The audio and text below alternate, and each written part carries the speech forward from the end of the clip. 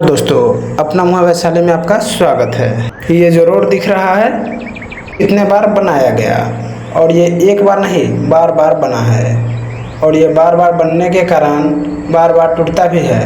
एक बारिश में एक रोड ख़त्म, फिर बारिश हुआ फिर रोड ख़त्म, यही चलते आ रहा है। अभी फिर जेसीबी से बराबर होगा पूरा, मतलब कि रोड को बराबर किया जाएगा और फिर इस पे पिच बैठाया जाएगा और कुछ नहीं, और फिर वो अगला बारिश में फिर वो रोड ख़त्म। यानी इसी तरह होते जा रहा है, मतलब पिच होना रोड ख़त्म होना, पिच होना रोड उखड़ना, पिच होना रोड उखड़ना, बारिश होना रोड उखड़ना, पिच होना बारिश होना रोड उखड़ना, यही चलते आ रहा है। और उसी रोड यही रोड उस साइड में ठीक रहता है, इसी साइड में ज़्यादा होता है, इसलिए कि उधर के रोड नहीं उखड़ रहा है, इधर के ज़्यादा उखड़ रहा है। थोड़ा सा पानी लगने के कारण, इसी के कारण ज़्यादा नुकसान हो रहा है रोड को। और एक ऐसा केमिकल रहा है जो एक ही बारिश में रोड ख़त्म, स्वाहा।